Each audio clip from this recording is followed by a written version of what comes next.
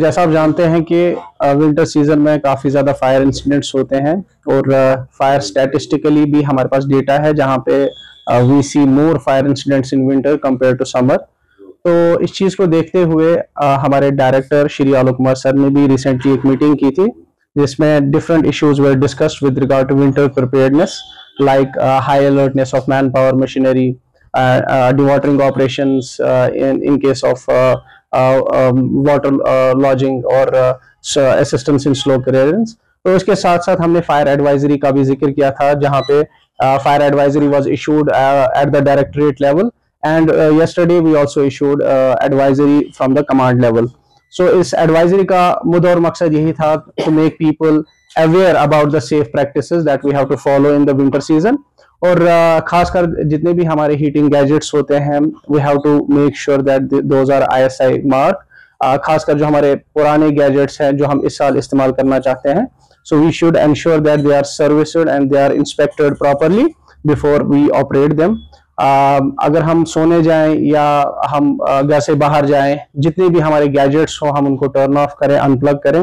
काफी सारे fire incidents LPG के कारण होते हैं कि कुकिंग एरियाज में भी और बुखारी में भी। तो वहां पे लोगों से रिक्वेस्ट है कि आप सेफ प्रैक्टिसेस को ही फॉलो करें। जितनी भी एक्सेसरीज LPG सिलेंडर्स के साथ इस्तेमाल होती है आप स्टैंडर्ड इक्विपमेंट्स ही प्रोक्योर करें। अनअटेंडेड कुकिंग से परहेज करें। काफी सारी जगहों पे ये देखा गया है कि lack of ventilation while using the LPG bukhari has resulted in many deaths. वहां पे लोगों से रिक्वेस्ट है कि आप वेंटिलेशन का खास ध्यान रखें ताकि जो कंबशन की वजह से वहां पे जो ऑक्सीजन डिप्लीशन होती है या टॉक्सिक गैस का बिल्डअप होता है वो ना हो। इलेक्ट्रिकल सेफ्टी के हवाले से because 90% of the fire incidents happen because of electric short circuit या ओवरलोडिंग। वहां लोगों से रिक्वेस्ट है कि आप स्टैंडर्ड इक्विपमेंट्स ही बाजार से प्रोक्योर करें और अपने सर्किट्स को, अपने एक्सटेंशंस को ओवरलोड ना करें, ब्रोकन प्लग्स एंड स्विचेस को रिप्लेस करें। कांगड़ीज का जहां पे इस्तेमाल होता है खासकर नाइट आवर्स में आप उनको सेफ प्लेसेस पे रखें। जब आप उनको यूज कर रहे हो you should ensure safe handling. कुछ ऐसी अनसेफ प्रैक्टिसेस भी होती है जहां पे we make combined use of water bottles and electric blankets which is a dangerous practice। वहां लोगों से रिक्वेस्ट है कि आप ऐसी प्रैक्टिसेस से परहेज करें और सोने से पहले आप ऐसी इलेक्ट्रिक ब्लैंकेट्स को भी टर्न ऑफ करें। कुछ रूरल एरियाज में भी हम ड्राई ग्रास, वुड वगैरह भी एटिक पोर्शंस में स्टोर करते हैं and these materials are highly combustible. तो वहां पे भी फायर इंसिडेंट्स होते हैं। लोगों से रिक्वेस्ट है आप ऐसे कंबस्टेबल मटेरियल्स को सेफली स्टोर करें away from the living areas. बाकी कहीं भी आप फायर इंसिडेंट्स देखें तो उसके लिए हमारे पास एक टोल फ्री नंबर 101 होता है, आप उस पर कॉल कर सकते हैं।